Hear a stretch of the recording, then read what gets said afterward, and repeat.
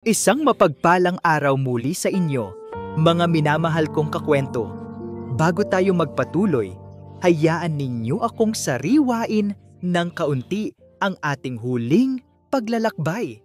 Ating sinubaybayan si Eliana, isang inang nilinlang ng sariling anak na si Mateo, na nakuha ang kanilang tahanan, ang bahay silangan.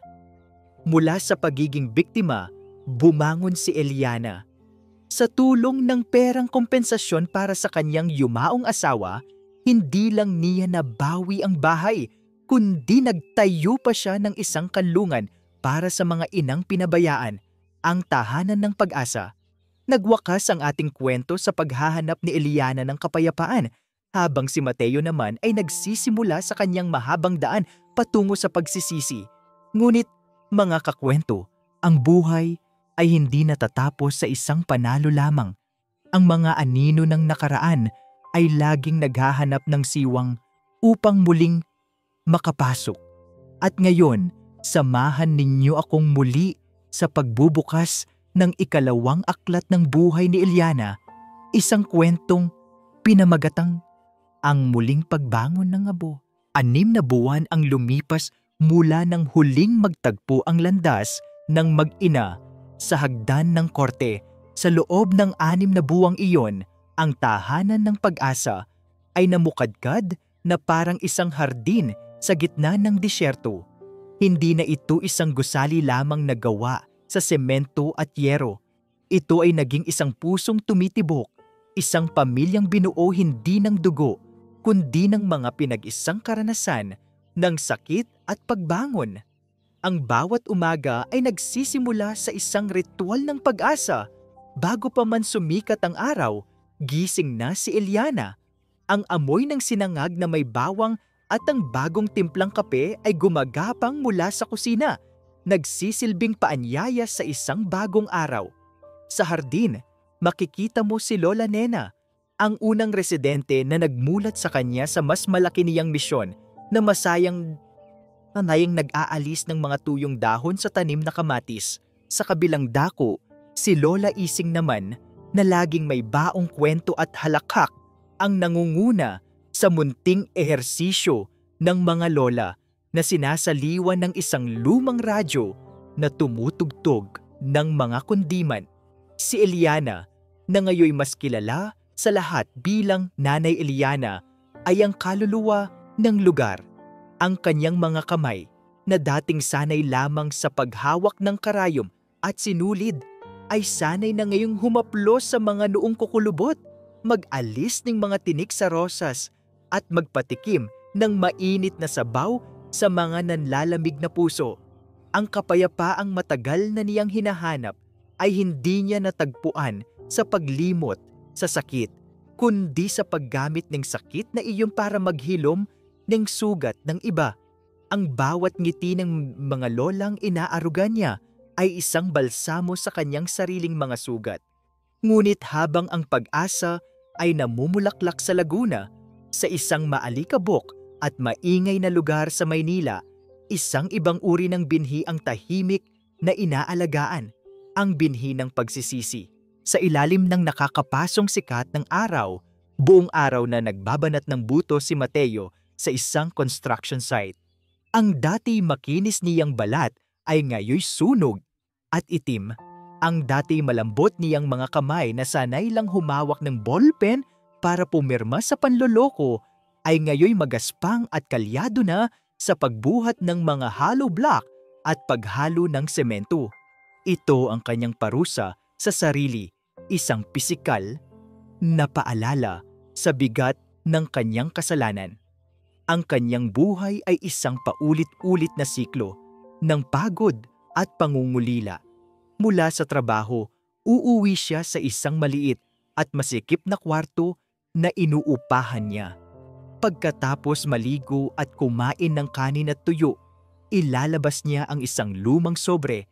Mula sa kakarampot niyang sahod, maingat niyang ibubukod ang pambayad sa upa at pagkain, at ang matitira, gaano man kaliit, ay ilalagay niya sa sobre.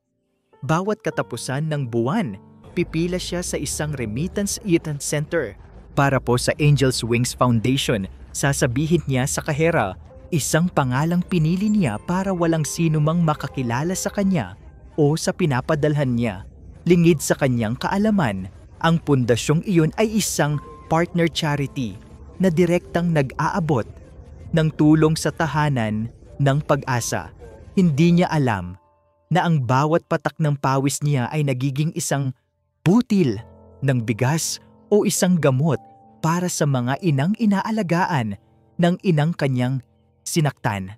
Ang tanging hawak niya ay ang resibo, isang maliit na piraso ng papel na nagsisilbing katibayan na sa kabila ng lahat, sinusubukan niyang maging isang mabuting tao. Isang hapon, ang payapang agos ng buhay sa tahanan ng pag-asa ay biglang nagambala. Si Eliana ay masayang nagdidilig ng mga bagong tanim na rosas nang dumating si Cora, ang matalik niyang kaibigan, na hingal at may dalang dyaryo. "Eliana, mare, tingnan mo ito!" Sigaw ni Cora. Ang boses ay nanginginig sa galit at gulat. Iniabot ni Cora ang pahayagan. Sa front page, isang malaking litrato ng isang pamilyar na mukha. Ang nakangiti, isang ngiting nagdala sa kanya ng bangungot. Ang mukha ni Isabel Reyes. Ang titulo ng balita ay tila isang dagundong ng kulog sa isang maaliwalas na hapon. Isabel Reyes, nakalaya na dahil sa good behavior, nanggangakong magbabagong buhay at tutulong sa kapwa. Ang pandilig na hawak ni Eliana ay bumagsak mula sa kanyang nanginginig na kamay at tumama sa lupa na may malakas na kalabog. Ang tubig ay umagos, dumilig hindi sa mga rosas, kundi sa kanyang mga paang tila biglang napako sa kinatatayuan. Nanlamig ang buo niyang katawan. Ang mga tinik ng rosas na kanina lang ay iniingatan niya ay tila sabay-sabay na tumusok sa kanyang puso. Ang anino na akala niya ay tuluyan nang naglaho sa likod ng rehas na bakal ay muling bumabalik. Mas maliwanag at tila mas mapanganib kaysa dati. Ang kapayapaang 6 na buwan niyang iningatan ay biglang naging babasagin.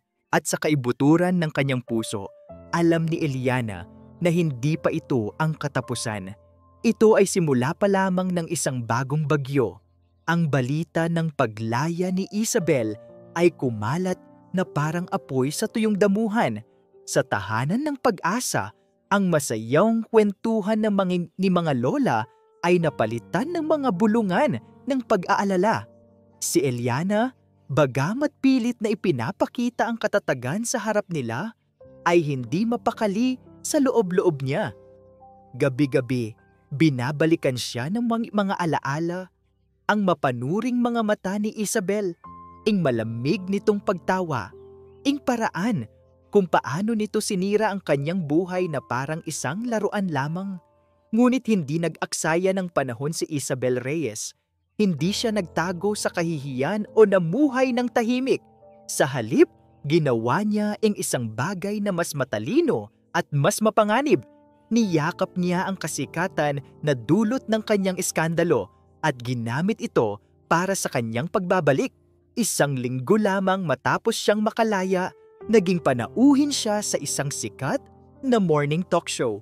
Ang Isabel na humarap sa kamera ay ibang-iba sa babaeng nagwala sa korte. Suot niya ay isang simpleng puting bestida na nagpapahiwatig ng kalinisan. Ang kanyang buhok ay nakapusod ng simple at isang maliit na rosaryo ang nakasabit sa kanyang leeg. Ang kanyang mukha ay walang kolorete, maliban sa mga luhang kusa umanong dumadaloy sa kanyang mga pisngi. "Nagkamali po ako, Ate Mel," sabi niya sa host. Ang boses ay basag at puno ng pagsisisi. "Naging bulag po ako sa pera at sa mga maling ambisyon. Ang bawat araw sa loob ng bilangguan ay isang pagkakataon para pagnilayan ang lahat. Doon ko po natagpuan ang Diyos at doon ko rin po naintindihan na ang tunay na kayamanan ay wala sa materyal na bagay, kundi sa pagtulong sa kapwa. Gusto ko pong ituwid ang lahat.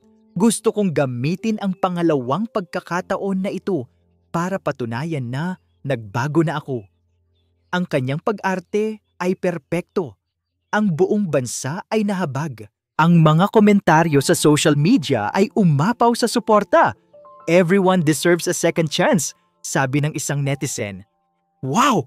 What a transformation! God is good, sabi naman ng isa pa. Ngunit sa likod ng lahat ng iyon, may isang aninong mas malaki pa ang kumikilos. Isang mayaman at mas matandang negosyante, si Don Ignacio de Villa, na kilala sa kanyang mga kahinaan sa magagandang babae, ang siyang naging enghel na nagpiyansa at gumastos para sa paglaya ni Isabel. Nabighani siya sa kwento ng pagbabago ni Isabel at naniwalang natagpuan niya ang isang kaluluwang kailangan niyang iligtas. Gamit ang walang hanggang pondo ni Don Ignacio, itinayo ni Isabel ang kanyang sariling pundasyon at sa isang tila pang-iinsulto sa tahanan ng pag-asa, pinangalanan niya itong Golden Haven Foundation. Sa isang maliit na karinderya sa tapat ng construction site, napanood ni Mateo ang buong interview habang kumakain ng pananghalian. Muntik na niyang maibuga ang kanyang tubig. Nanginginig niyang tinitigan ang screen ng TV. Kilala niya ang bawat galaw, bawat hikbi, bawat pagkurap ng mga mata ni Isabel. Hindi iyon pagsisisi, iyon ay isang kalkuladong pagganap.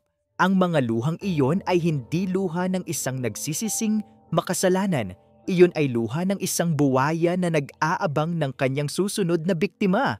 At sa pagkakataong ito, alam niyang hindi na lang si Eliana ang target. Target niya ang buong mundong naniwala sa kanyang ina.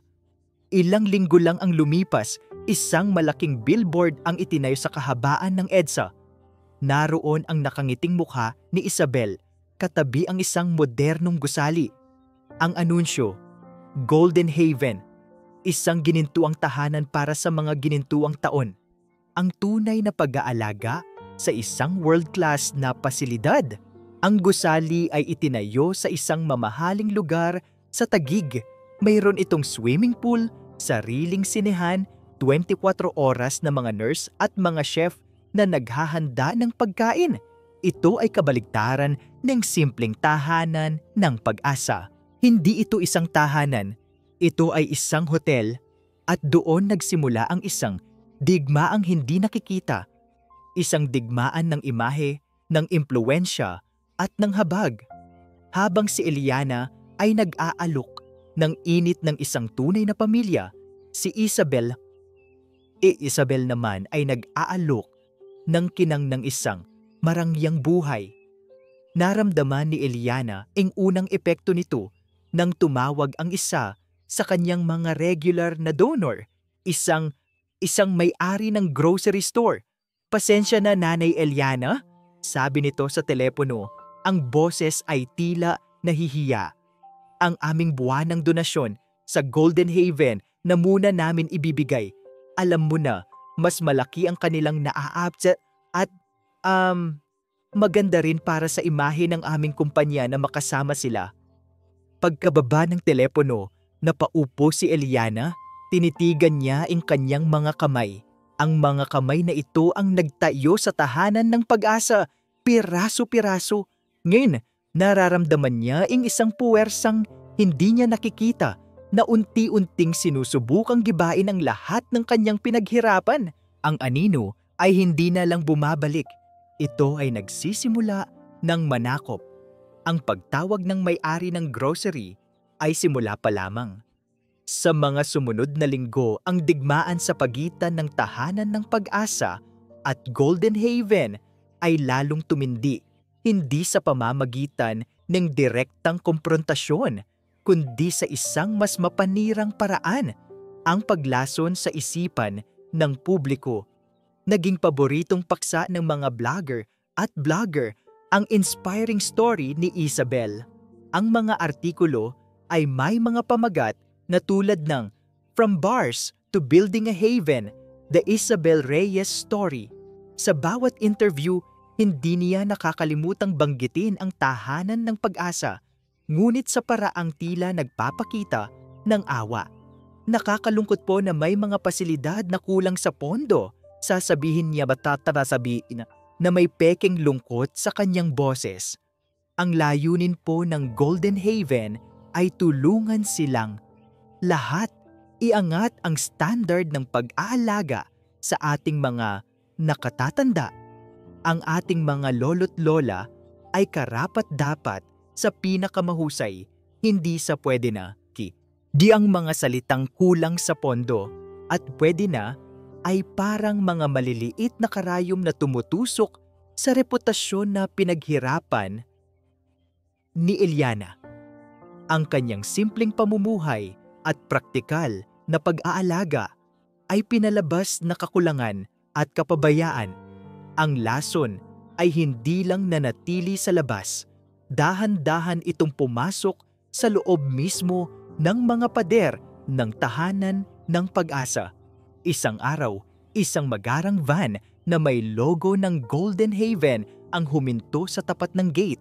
Bumaba ang isang babaeng nakasuot ng uniforme, may dalang malalaking bayong ng mga prutas, gamot at mga bagong kumot. Ipinakilala niya ang sarili bilang si Miss Patty, isang social worker mula sa Golden Haven. Pinadala po ito ni Miss Isabel, sabi niya na may matamis na ngiti, bilang tulong at pakikiisa sa inyong magandang gawain. Sa una, natuwa ang mga lola, ngunit kasama ng mga regalo ay ang mga polyeto na nagpapakita ng mga litrato ng Golden Haven, mga kwartong may aircon, malalambot na kama at isang swimming pool. Habang namimigay ng mga mansanas, si Miss Patty ay bumubulong sa mga lola. Mga nay, sa Golden Haven po, hindi nyo na kailangang magtrabaho sa hardin. Doon po, aalagaan kayo na parang reyna. Bulong niya kay Lola Pining na may rayuma. Lola Sela, narinig ko po mahilig kayo sa sine. Sa amin po, may sarili kaming sinehan. Libreng manood kahit anong gusto nyo. Sabi naman niya sa isa pa. Pagkaalis ni Miss Patty, naiwan ang isang kakaibang katahimikan. Ang dating masayang kwentuhan ay napalitan ng mga bulungan. Kinagabihan, sa oras ng hapunan, nagsimula ang gulo. Ang ulam ay sinigang na baboy, isa sa mga paborito ng lahat. Ngunit si Lola Pining ay hindi kumain. Bakit puro gulay na lang ang buto ng baboy dito? Reklamo niya, sapat na malakas para marinig ng lahat. At ang kanin, parang luma. Nagulat si Eliana. Masarap naman ang luto, Pining, at bagong saing ang kanin. Sa Golden Haven daw, may buffet. Segunda naman ni Lola Sela na nakatingin sa kanyang plato na may pagkadismaya. May lechon daw minsan sa isang linggo. Dito, puro na lang tayo gulay at isda. Ang mga salitang iyon ay parang sampal kay Eliana. Ang bawat pagkain na inihahanda niya ay mula sa puso, pinag-iisipan para maging masustansya. Ngayon yun, ito ay hinuhusgahan at kinukumpara. Ang pamilyang binuo niya mula sa pagmamahal at respeto ay unti-unting nilalason ng inggit at paghahangad. Nakita ni Eliana sa mga mata ng ilang lola ang isang bagong kislap, hindi ng kasiyahan, kundi ng discontent. Naramdaman niya ang paglayo ng kanilang mga loob. Gabi-gabi, nagsimula siyang makarinig ng mga pagtatalo sa mga kwarto, mga away tungkol sa kung sino ang mas pagod, kung sino ang dapat maghugas ng plato, mga bagay na dati ginagawa nila ng may kagalakan. Isang gabi, hindi na niya natiis. Pumunta siya sa maliit na kapilya at lumuhod. Hindi siya nagdasal para sa sarili niya. Panginoon, bulong niya habang tumutulo ang kanyang mga luha. Huwag niyo po sanang hayaang sirain ng inggit ang tahanang ito. Huwag niyo po sanang hayaang ang kinang ng ginto ay masilaw ang mga matang minsan nang naging bulag sa pag-ibig ng kanilang mga sariling pamilya. Alam ni Eliana na hindi ito simpleng kompetisyon. Ito ay isang atake sa mismong kaluluwa ng kanyang tahanan ng pag-asa. Ang digmaan ay hindi na lamang tungkol sa pera o reputasyon. Ito ay tungkol sa pag-agaw sa mga pusong minsan na niyang pinangako ang aalagaan. Habang ang tahanan ng Pag-asa ay unti-unting nilalamon ng panloob na alitan, si Mateo naman ay nagmamasid mula sa malayo. Ang kanyang puso ay pinipiga sa bawat balitang kanyang naririnig. Sa mga kapwa niya construction worker, naririnig niya ang usapan. Kawawa naman yung foundation ni Aling Eliana. Sabi ng isa, tinalbugan na ng Golden Haven. Sabi sa TV, mas maganda raw talaga doon. Ang bawat salitang iyon ay parang isang suntok sa sikmura ni Mateo. Alam niya ang katotohanan. Alam niya na ang kagandahan ng Golden Haven ay isang magandang panlabas na anyo lamang na bumabalot sa isang bulok na kalooban. Hindi na niya kayang manahimik na lang. Ang pananahimik niya noon ing nagpahamak sa kanyang ina. Hindi niya hahayaang maulit iyon. Isang Sabado ng gabi, pagkatapos niyang matanggap ang kanyang lingguhang sahod, hindi siya umuwi sa kanyang kwarto. Naligo siya sa isang pampublikong banyo. Nagsuot ng pinakamalinis niyang damit, isang kupas na polo shirt at maong, at sumakay ng bus papuntang Laguna. Ang bawat kilometrong nilalakbay ng bus ay parang 1 kilometrong paglapit sa isang paghuhukom. Takot siya, hindi sa kung anong sasabihin ni Cora, kundi sa kung anong makikita niya sa mga mata ng kanyang ina. Dapit hapon na nang marating niya ang tahanan ng Pag-asa. Huminto siya sa tapat ng gate. Nag-aalangan. Ang dating simpleng bakod na kahoy ay napalitan na ng isang mas matibay na gate na bakal. Isang paalala na ang lugar ay kailangan na ng proteksyon. Mula sa labas, naririnig niya ang tunog ng nag-aaway na mga boses. Isang bagay na hindi niya kailanman narinig noon. Sa wakas, nilakasan niya ang kanyang loob at kumatok. Si Cora ang nagbukas ng gate. Nang makita siya nito, ang pagod niyang muka ay biglang napuno ng galit. Agad nitong sinubukan isara ang gate. "Anong ginagawa mo rito?" Dimsigaw ni Cora, habang pinipigilan ni Mateo ang pagsara ng gate. "Wala ka ng mukhang ihaharap dito. Lumayas ka." "Kailangan kong makausap si nanay." "Pakiusap, Cora. Importante ito." Pagmamakaawa ni Mateo, ang kanyang boses ay desperado. Ang ingay ay nakakuha ng atensyon ni Eliana na lumabas mula sa bahay. Nang makita niya si Mateo, ang kanyang puso ay tila tumigil sa pagtibok. 6 na buwan na puro litrato lang niya sa lumang wallet ang tinititigan nito. Ngayon, nasa harap na niya ang anak, payat, maitim at mukhang mas matanda ng ilang taon. "Pabayaan mo siya, Cora," mahinang sabi ni Eliana. Pinapasok ni Eliana si Mateo, ngunit hanggang sa hardin lang, malayo sa mga mata ng mga lola. Ang hangin sa pagitan nila ay mabigat. "Nay," nagsimula si Mateo, nanginginig ang boses. "Nandito po ako para magbigay ng babala. Si Isabel, lahat po ng ito ang Golden Haven, ang mga regalo. Isa po itong malaking patibong. Hindi po siya nagbago. Ang gusto niya ay sirain kayo. Kunin ang lahat sa inyo. Muli." Tinitigan ni Eliana ang anak. Nakita niya ang senseridad sa mga mata nito, ang takot, ang desperasyon. Ngunit ang alaala ng huling pirma ay sariwa pa rin. Ang alaala ng pagtataksil ay isang lason na mahirap alisin. Paano siya maniniwala sa isang taong minsan na siyang nilinlang ng harapan? Paano ko malalaman na hindi ka kasama sa mga plano niya, Mateo? Tanong ni Eliana. Ang kanyang boses ay kalmado ngunit may talim. Paano ko malalaman na hindi ito isang panibagong palabas? Ang tanong na iyon ay parang isang punyal na bumaon sa puso ni Mateo. Wala siyang maisagot. Tama ang kanyang ina. Anong karapatan niyang humingi ng tiwala? "Wala po akong pruweba, Nay," sabi niya. Yumuko at tinitigan ang kanyang mga kalyadong kamay. "Wala po akong maipapakita sa inyo, pero kilala ko po siya. Nakita ko po kung paano niya kayo pagtawanan noon at nakikita ko po ulit iyon sa mga mata niya ngayon sa TV. Pakiusap. Nay, mag-ingat po kayo. Huwag po kayong basta-basta maniniwala sa mga pinapakita niya. Hindi sumagot si Eliana. Ang kanyang katahimikan ay mas mabigat kaysa sa anumang sigaw. Umuwi ka na, Mateo, sabi niya sa wakas. Ang kanyang boses ay pagod. Salamat sa iyong babala, pero kaya ko itong harapin. Tumalikod si Mateo. Ang kanyang mga balikat ay nakayuko sa bigat ng kabiguan. Habang naglalakad siya papalayo, narinig niya ang pagsara ng gate sa kanyang likuran. Ang tunog na iyon ay parang isang huling pagsasara ng pinto sa pagitan nila. Umuwi siya sa Maynila na may durog na puso.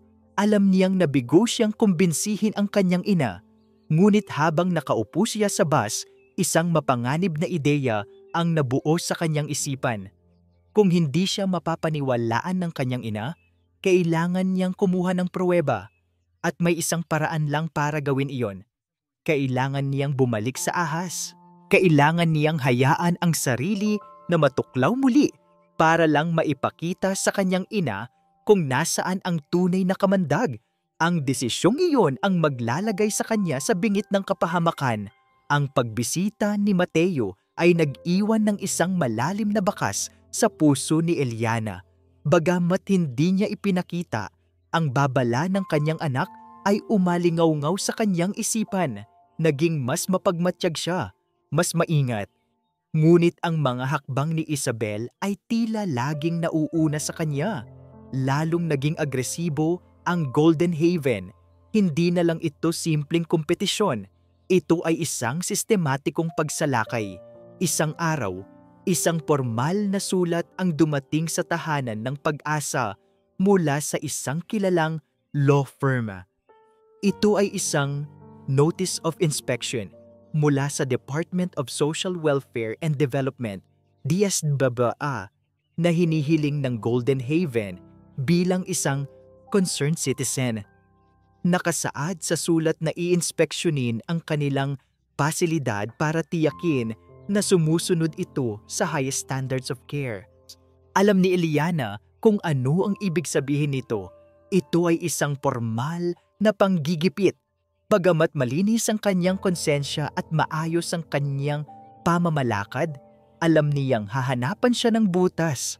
Ang simpleng bahay nila na may mga gasgas sa sahig at mga lumang kasangkapan ay tiyak na huhusgahan kumpara sa makintab at bagong gusali ni Isabel. Kasabay nito, ang paninira sa social media ay lalong lumala. Isang araw, isang video ang naging viral. Ito ay isang lihim na kinunang video sa loob ng tahanan ng Pag-asa na nagpapakita kay Lola Pining na nadulas sa medyo basang sahig ng kusina. Ang video ay ine-edit para magmukhang malala ang kanyang pagkakabagsak at may kasamang caption na, "Skandalo, isang matanda napabayaan sa isang di umano'y charity institution." Nasaan ang pondo? Shared Justice for Lola Pining. Ang video ay gawa-gawa.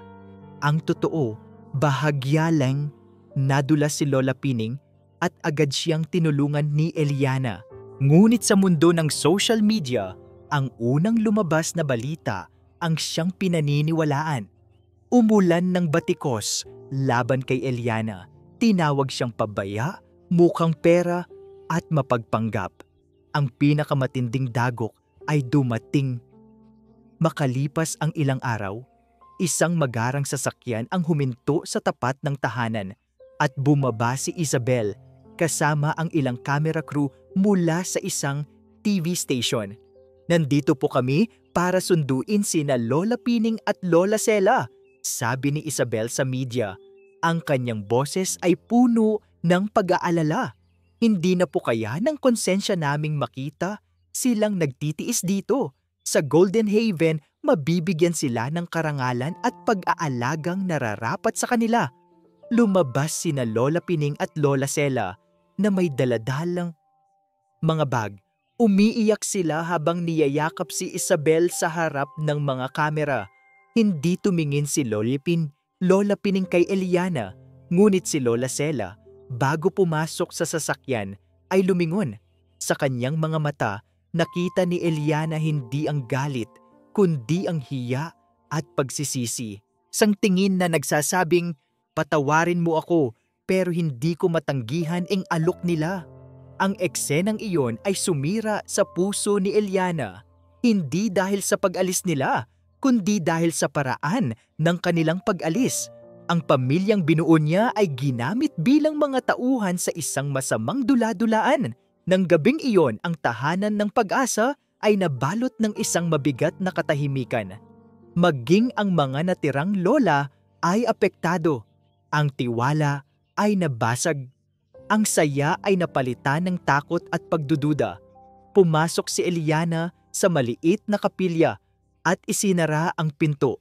Doon, sa harap ng imahe ng mahal na birhen, bumuhos ang lahat ng kanyang sakit at pagod.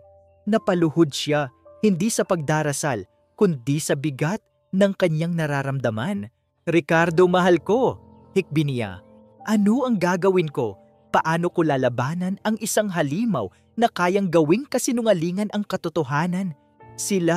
Sinusunog nila ang lahat ng pinaghirapan natin, abo na lang ang natitira." Umupo siya sa sahig, yakap ang kanyang mga tuhod hanggang sa wala ng luhang lumabas. Sa gitna ng kanyang pagluluksa, isang alaala ang biglang pumasok sa kanyang isipan. Ang mukha ni Mateo sa hardin, ang kanyang mga matang puno ng pag-aalala. Isa po itong patibong. Noon niya napagtanto, tama ang kanyang anak. Ito ay isang digmaan na hindi niya kayang ipanalo sa pamamagitan lamang ng kabutihan at pananahimik. Kailangan niyang lumaban. Ngunit paano? Wala siyang pera para tapatan ang impluwensya ni Isabel. Wala siyang lakas para banggain ang makapangyarihang mga taong nasa likod nito. Isang ideya ang pumasok sa kanyang isipan. Isang ideyang mapanganib. Isang ideyang halos kamukha ng plano ng kanyang anak. Ngunit mula sa ibang anggulo. Kung hindi niya kayang talunin ang ahas sa sarili nitong laro, baka kailangan niyang humanap ng isang taong mas kilala ang laro nito. Kinuha niya ang kanyang telepono. Nanginginig ang kanyang mga daliri habang hinahanap niya ang numero ni Attorney Dave Sarmiento. "Attorney," sabi niya nang sumagot ito. Ang kanyang boses ay mahina, ngunit may bagong determinasyon. "Kailangan ko po ng tulong ninyo mo. Hindi para magsampa ng kaso. Kailangan kong malaman ang lahat tungkol kay Don Ignacio de Villa." Habang si Eliana ay nagsisimulang maghanap ng paraan para labanan ang anino sa likod ni Isabel, si Mateo naman ay naghahandang pumasok mismo sa pugad ng ahas. Ang kanyang plano ay simple ngunit lubhang mapanganib. Kailangan niyang makuha muli ang tiwala ni Isabel, sapat para makalapit sa mga sikreto nito. Isang umaga, inabangan niya ang sasakyan ni Isabel sa labas ng gusali ng Golden Haven. Nang makita niyang bumaba ito, tumakbo siya papalapit, sinadya na magmukhang desperado at gusgusin. "Isabel!" tawag niya, siniguradong maririnig ng mga guwardiya. Humarap si Isabel, ang mukha ay puno ng pagkadiri. "Ano na naman ang kailangan mo, Mateo? Hindi ka pa ba tapos mamerwisyo? Sa harap ng maraming tao." Lumuhod si Mateo. Ang parehong eksena na ginawa niya sa korte noon, ngunit ngayon bawat salita, bawat hikbi ay bahagi ng isang mapait na pag-arte. "Bel, patawarin mo ako." Humagulgol siya. "Nagsisisi ako sa lahat. Isa akong malaking tanga. Mula nang iwan kita, wala nang direksyon ang buhay ko. Si nanay, kinamumuhian niya niya ako. Ikaw lang ang pamilyang kilala ko. Pakiusap. Bigyan mo ako ng kahit anong trabaho. Kahit maging driver mo lang, kahit maglinis lang ng sapatos mo. Gusto ko lang mapatunayan na nagbago na ako at sa'yo lang ako tapat." Tinitigan siya ni Isabel. Nakita niya ang isang lalaking wasak, isang lalaking walang-wala. Para sa isang taong tulad ni Isabel na ang kapangyarihan ay nagmumula sa pagkontrol sa iba, Ang itsura ni Mateo ay isang matamis na tagumpay. Ang kanyang ego, ang kanyang pagiging mapagmataas, ang siyang naging pinakamalaking kahinaan niya. Hindi niya nakita ang plano. Ang nakita lang niya ay isang alipin na nagbabalik, isang mapanlait na ngitiing sumilay sa kanyang mga labi. "Sige," sabi niya, sapat na malakas para marinig ng iba. Lahat ay karapat-dapat ng pangalawang pagkakataon, pero sa pagkakataong ito, Mateo, ipapakita mo sa akin kung ano ang halaga ng katapatan. Nagsimula ang bagong yugto sa buhay ni Mateo. Naging personal driver at alalay siya ni Isabel. Sa araw, tinitiis niya ang lahat. Inuutusan siyang bumili ng kape, magbuhat ng mga shopping bag, at maghintay ng maraming oras sa parking lot. Sa harap ng ibang tao, tinatawag siya ni Isabel na aking kawawang ex. Isang paalala sa lahat ng kanyang kapangyarihan dito. Tinitiis niya ang bawat pang-aalipusta, ang bawat masasakit na salita na parang isang parusa sa lahat ng kanyang mga kasalanan. Ngunit sa gabi, kapag ang lahat ay tahimik na sa penthouse ni Isabel, siya ay nagiging isang espiya. Habang naglilinis ng opisina nito, maingat niyang kinukunan ng litrato gamit ang kanyang lumang cellphone ang mga dokumentong nakakalat sa mesa. Habang naghihintay sa loob ng kotse, ginagamit niya ang isang maliit na voice recorder na palihim na ibinigay sa kanya ni Attorney Dave para i-record ang mga business calls ni Isabel, mga usapang puno ng mga pangalan, mga numero at mga ilegal na transaksyon. Ang bawat araw ay isang paglalakad sa alambre. Ang takot na mahuli ay laging nariyan. Isang gabi, habang kinukunan niya ng litrato ang isang ledger, biglang bumukas ang pinto ng opisina. Si Isabel, "Anong ginagawa mo dyan?" tanong nito, ang mga matay mapanuri. Agad na itinago ni Mateo ang cellphone sa ilalim ng basahan. "Pinupunasan ko lang po ang alikabok sa ilalim ng mesa, Ma'am Isabel. Medyo makapal na po kasi." Tinitigan siya ni Isabel ng ilang segundo. Mga segundong parang isang oras para kay Mateo. Sa wakas, tumango ito. "Bilisan mo dyan at ipagtimpla mo ako ng tsaa." Nakahinga siya ng maluwag nang makalabas ito. Ngunit ang kanyang puso ay kumakabog na parang tambol. Alam niyang hindi siya maaaring magkamali. Lihim siyang nakipagkita kay Attorney Dave isang beses sa isang linggo sa isang madilim na eskinita para ibigay ang mga impormasyong nakukuha niya.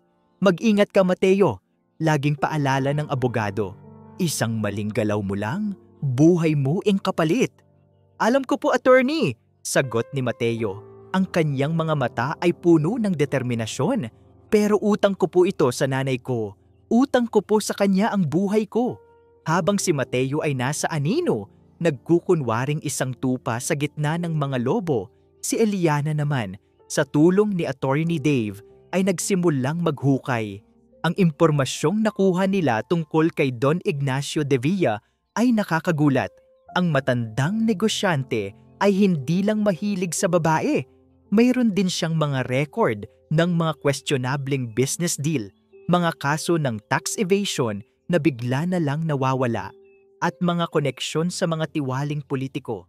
Unti-unti, ang dalawang magkahiwalay na investigasyon, ang isa mula sa loob at ang isa mula sa labas, ay nagsimulang bumuo ng isang larawan. Ang Golden Haven ay hindi isang pundasyon. Ito ay isang malaking washing machine para sa maruming pera. At si Isabel Reyes ang magandang mukha sa harap ng lahat ng operasyon. Hindi nila alam, ang ina at ang anak, na sila ay nagtatrabaho para sa iisang layunin. Pareho silang lumalakad sa dilim, sinusubukang iligtas ang isa't isa gamit ang mga paraang alam nila. Ang sakripisyo ng isang anak at ang determinasyon ng isang ina, dalawang puwersang tahimik na naghahandi para sa huling pagtutuos. Ang charity gala ng Golden Haven ay itinuring na Social Event of the Year. Ang ballroom ng isang 5-star hotel ay napuno ng mga pinakamayayaman at pinaka-impluwensyal na tao sa bansa. Mga ilaw mula sa mga dambuhalang chandelier ay kumikinang sa mga alahas at mamahaling kasuotan ng mga bisita. Sa gitna ng lahat, si Isabel Reyes ay parang isang reyna. Suot ang isang kumikinang na gintong bestida. Bawat ngiti at kaway ay kalkulado para sa mga kamera. Si Mateo ay nakatayo sa isang sulok malapit sa pinto ng kusina. Suot ang uniforme ng isang waiter, isang papel na ibinigay sa kanya ni Isabel para maging kapaki-pakinabang. Ngunit ang kanyang tunay na misyon ay sa ilalim ng kanyang t-shirt, nakakabit sa kanyang dibdib ang isang hidden camera na may live feed na konektado sa isang van sa labas kung nasaan si Attorney Dave at ang kanyang team. Ito ang kanilang huling baraha. Si Eliana ay wala roon. Ayon sa plano, siya at si Cora ay naghihintay sa tahanan ng Pag-asa kasama ang mga lola, nagdarasal. Ang gabi na ito ay hindi para sa kanya. Ito ay para sa hustisya. Nagsimula ang programa pagkatapos ng mga presentasyon at pagkilala sa mga malalaking donor na karamihan ay mga kumpanya ni Don Ignacio. Ang pinakahihintay na sandali ay dumating. Si Isabel ay umakyat sa entablado para sa kanyang talumpati. Isang magandang gabi po sa inyong lahat. Simula niya, ang kanyang boses ay malambing at puno ng pasasalamat. Ang Golden Haven ay itinayo mula sa isang pangarap na ang bawat nakatatanda sa ating bansa ay maranasan ang isang ginintuang pamumuhay. Ngunit ang aming misyon ay hindi nagtatapos doon. Huminga siya ng malalim na parabang naghahanda para sa isang napakahalagang anunsyo. Sa mga nakalipas na buwan, nasaksihan po namin ang paghihirap ng isang mas maliit na institusyon, ang Tahanan ng Pag-asa. At dahil po ang Golden Haven ay naniniwala sa pagtulong, buong puso naming iaanunsyo ngayong gabi ang aming mapagkalingang pag-takeover sa kanilang operasyon upang sila ay maisalba sa kanilang problemang pinansyal. Isang malakas na palakpakan ang umalingaw-ngaw sa buong ballroom. Ito na ang tagumpay ni Isabel, ang huling pagyurak sa pangalan ni Eliana. Ngumiti siya, isang ngiting puno ng pagwawagi. Ngunit bigla, ang malaking LED screen sa kanyang likuran na kanina lang ay nagpapakita ng logo ng Golden Haven ay biglang namatay. Isang sandaling katahimikan at pagkatapos muli itong umilaw. Ngunit hindi na logo ang naroon. Ang lumabas ay isang kopya ng isang bank transfer mula sa account ng Golden Haven papunta sa isang private offshore account sa ilalim ng pangalan ni Isabel Reyes. Halaga 50 milyong piso. Natigilan ang mga tao. Nagsimula ang mga bulungan. Ano to? Technical error ba? Bago pa man makapag-react si Isabel, isa pang imahe ang lumabas. Isang litrato ng isang dokumento na may pirma niya at ni Don Ignacio. Isang kasunduan para bilhin ng lupa ng Tahanan ng Pag-asa sa napakababang halaga. Sa sandaling ito ay opisyal na malugi. Ang mukha ni Isabel ay namutla. Hinanap ng kanyang mga mata si Don Ignacio sa audience, ngunit ang matandang lalaki ay dahan-dahang tumatayo at naglalakad papalabas, sinusubukang iligtas ang sarili. At pagkatapos, isang boses ang narinig mula sa mga speaker ng ballroom. Isang boses na malamig, kalkulado, at walang emosyon. Ang boses ni Isabel mula sa isang recording. Oo, ituloy nyo lang ang pressure. I-viral nyo pa yung video ng matandang nadulas. Hayaan nyong isipin ng lahat na pabaya si Eliana. Kapag wala nang nag-donate agent, mapipilitan siyang ibenta sa atin yan sa presyong gusto natin. Akala niya talaga tutulungan ko siya? Ang dali niyang maloko noon, mas madali pa ngayon. Ang buong ballroom ay parang binuhusan ng malamig na tubig. Ang palakpakan ay napalitan ng nakabibinging katahimikan. Ang mga kamera ng media na kanina lang ay kumukuha ng kanyang tagumpay ay ngayon nakatutok sa kanyang pagbagsak. Sa gitna ng kaguluhang iyon, bumukas ang mga pinto ng ballroom. Pumasok si Attorney Dave kasama ang isang grupo ng mga ahente ng NBI. Isabel Reyes, sabi ni Attorney Dave, ang kanyang boses ay malinaw at matatag. Iniimbitahan ka naming sumama sa amin para sagutin ang mga akusasyon ng large-scale estafa, fraud at money laundering. Sa wakas, ang maskara ni Isabel ay tuluyan ng nalaglag. Wala na ang maamong babae, wala na ang nagsisising anghel. Ang humarap sa kanila ay isang demonyong nagwawala. Hindi, kasinungalingan lahat yan. Gawa-gawa niyo lang yan, balad. Para sirain ako. Sigaw niya. Habang siya ay pinoposasan, ang kanyang mga mata ay galit. Nahinanap ang taong alam niyang may kagagawan ng lahat.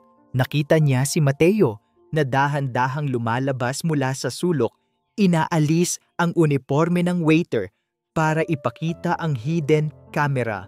Ang pagmamahal na minsan niyang nakita sa mga mata ni Mateo ay napalitan ng awa at isang malamig na paghuhusga. At ang galit ni Isabel ay sumabog. Traidor! Isinigaw niya habang kinakaladkad siya palabas. Pinatay mo ako, Mateo. Tandaan mo ito. Babalikan kita. Magbabayad ka rin. Papatayin kita. Ang kanyang mga sigaw ay umalingaw-ngaw sa pasilyo hanggang sa maglaho. Naiwan sa loob ng ballroom ang katahimikan at ang mga piraso ng isang nawasak na kasinungalingan. Mula sa van sa labas, pinanood ni Attorney Dave ang pag-alis ng mga pulis. Tinapik niya ang balikat ni Mateo. Tapos na, Mateo. Nagawa mo.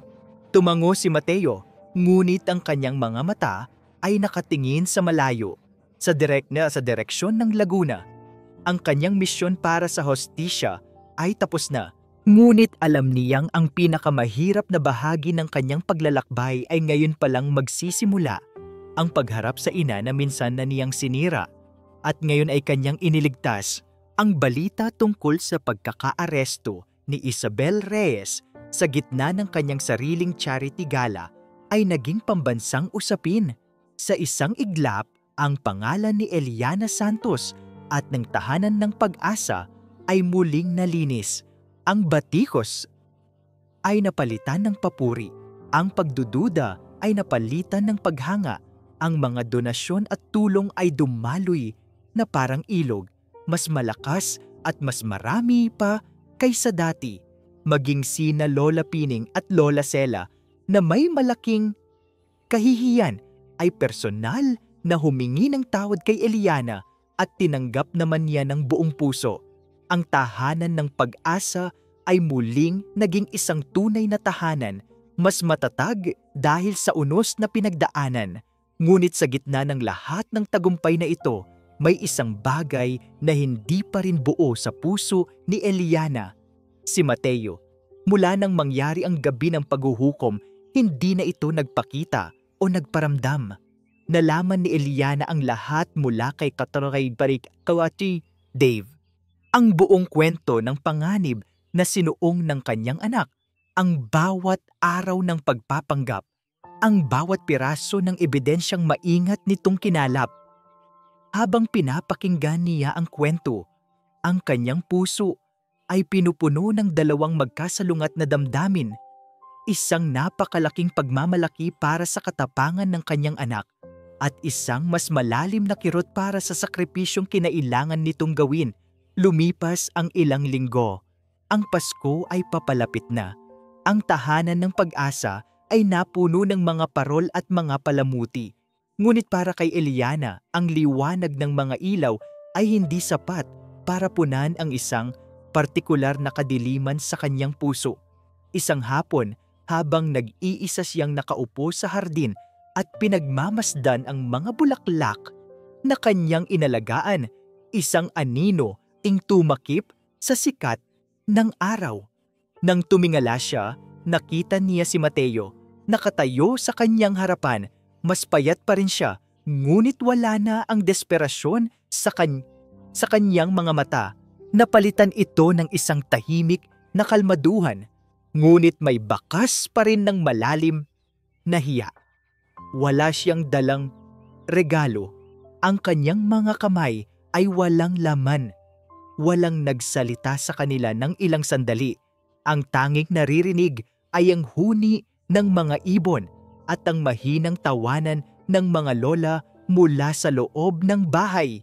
Nay, sa wakas ay basag ni Mateo sa katahimikan. Ang boses ay mahina at nanginginig. Hindi siya humingi ng tawad. Hindi siya nagpaliwanag. Tumingin lang siya sa isang bahagi ng bakod na kahoy sa dulo ng hardin. Isang bahagi na medyo nakakiling na at may ilang sirang tabla. Ang bakod po, sabi niya, medyo sira na. Kailangan na pong palitan yung ilang kahoy. Kung papayag po kayo, ako na po ang aayos. Iyon lang, isang simpleng alok. Hindi isang madramang paghingi ng kapatawaran, kundi isang tahimik na pagnanais na maging kapaki-pakinabang. Isang pagnanais na ayusin ang isang bagay na sira, gaano man ito kaliit. Tinitigan ni Eliana ang kanyang anak. Sa sandaling iyon, hindi na niya nakita ang lalaking nanloko sa kanya.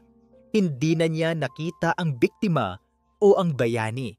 Ang nakita niya ay ang kanyang anak. Ang batang minsan niyang tinuruang magbisikleta. Ang binatang minsan niyang pinangarap na magkaroon ng magandang buhay. At napagtanto niya na ang pagpapatawad ay hindi pala isang desisyon na ginagawa ng isang beses lang. Ito ay isang proseso. At ang unang hakbang sa prosesong iyon ay ang pagbibigay ng pagkakataong ayusin ang mga nasira. Isang ngiti, isang tunay at payapang ngiti na nagmumula sa kaibuturan ng kanyang puso. Ang dahan-dahang sumilay sa mga labi ni Eliana. Tumayo siya. Matagal na ngang sira yan, sabi niya. Mabuti pa, sabay nating ayusin. Kumuha sila ng martilyo, pako, at mga bagong tabla ng kahoy. Sa ilalim ng papalubog na sikat ng araw, ang mag-inang minsan ng pinaghiwalay ng pagtataksil at pinag-ugnay muli ng sakripisyo ay magkasamang nagtrabaho. Ang tunog ng bawat pukpok ng martilyo sa pako ay parang isang bagong tibok ng puso. Ang bawat inayos na tabla ay parang isang nasirang tiwala na muling ibinabalik sa lugar. Hindi nila kailangang mag-usap. Sa bawat pag-abot ni Eliana ng pako, sa bawat pagtanggap ni Mateo nito, sa bawat sabay nilang pagbuhat sa mabigat na kahoy, naroon ang lahat ng salitang hindi nila masabi. Naroon ang pagsisisi, naroon ang pagtanggap. At higit sa lahat, naroon ang pagmamahal. Isang pagmamahal na nasugatan, nasubok, ngunit sa huli nanatiling buo at matatag. At dito po, mga minamahal kong kakwento, nagtatapos ang ating salaysay. Isang kwentong nagpapatunay na ang isang tunay na tahanan ay hindi lang nasusukat sa tibay ng pader, kundi sa tibay ng mga pusong handang magpatawad at magsimulang mulang muli. Ang pagbangon mula sa abo ay hindi nangangahulugang paglimot sa apoy na sumunog sa atin, kundi ang paggamit sa init na natira para magbigay liwanag sa isang panibagong umaga. Maraming salamat po sa inyong walang sawang pagsubaybay at pakikinig. Kung nagustuhan ninyo at may natutunan kayo sa ikalawang aklat ng buhay ni Eliana, huwag po kayong mag-atubiling i-like, i-share ito sa inyong mga kaibigan at pamilya, at syempre, pindutin na rin po ang subscribe button para lagi kayong updated sa mga susunod pa nating kwento. Muli, ako po ang inyong kakwento, laging nag-iiwan ng isang paalala. Anuman ang bigat ng nakaraan, palaging may pag-asang ayusin ang bakod ng kinabukasan. Hanggang sa muli, paalam.